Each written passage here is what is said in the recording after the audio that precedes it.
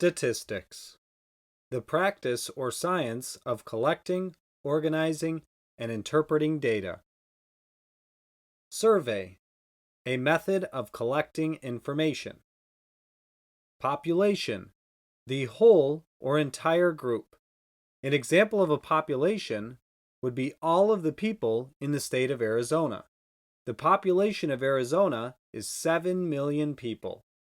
It would be extremely difficult to give a survey to all 7 million people, so instead, we survey just a sample of the population, which is a small portion of the population that you collect data from.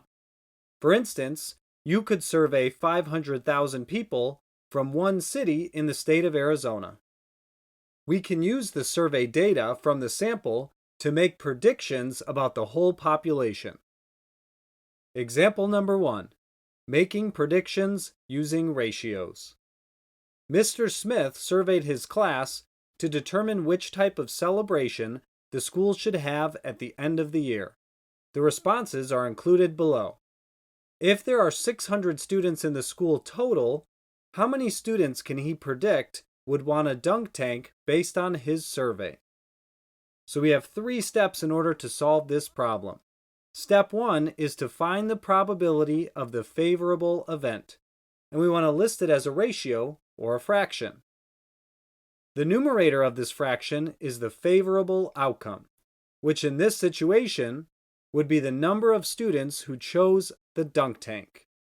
So if we look at the table, we can see that 16 students chose to have a dunk tank for the end of the year celebration.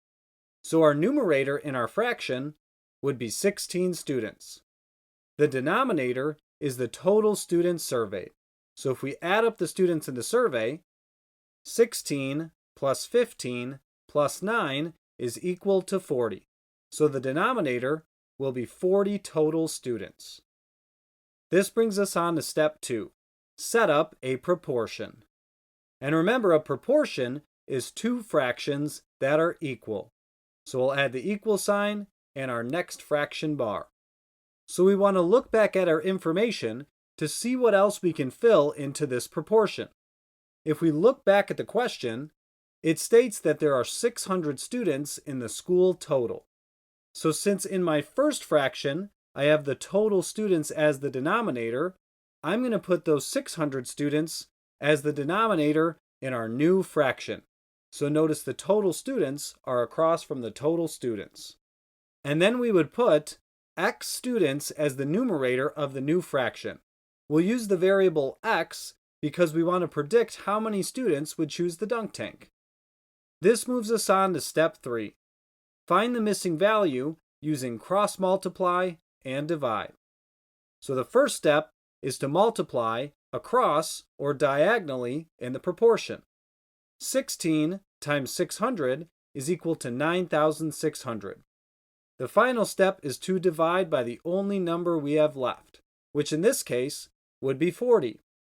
9,600 divided by 40 equals 240. So we can predict that 240 students out of the total 600 students in the school would choose a dunk tank for the end of the year celebration. Now I have another problem I want you to try. Mr. Smith surveyed his class to determine which type of celebration the school would have at the end of the school year. The responses are included below. If there are 600 students in the school total, how many students can he predict would want a carnival based on his survey? I recommend you pause the video now, solve, and resume when you're ready to see if your solution is correct.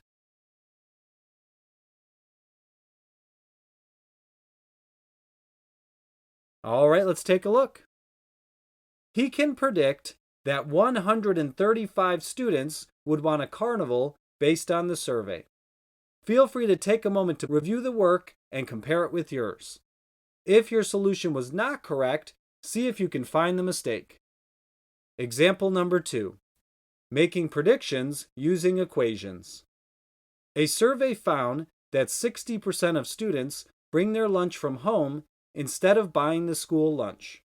Predict how many of the 1,250 students at the school bring their lunch. And we have 3 steps in order to solve using an equation. The first step is to write an equation. And in an equation, we always have a variable. In this question, we are looking for how many of the 1,250 students at the school bring their lunch. So we will use the variable n to represent the number of students who bring their lunch. If we look at the problem, we also have 2 more important pieces of information. That 60% of the students bring their lunch, and that there are 1,250 students at the school. So we can write the equation n is equal to 60% times the 1,250 students. This moves us on to step 2. Convert the percent to a decimal. In order to convert a percent to a decimal, we have to remove the percent sign and then divide by 100.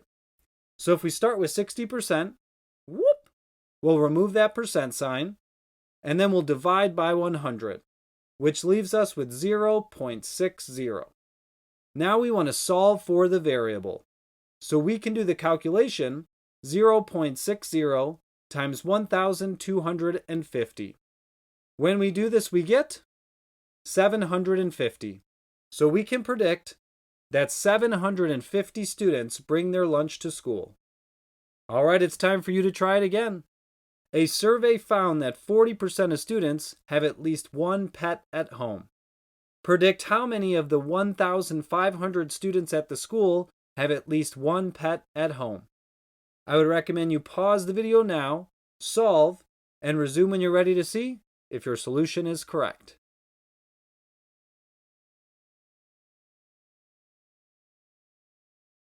Okay, let's take a look. We can predict that 600 students have at least one pet at home.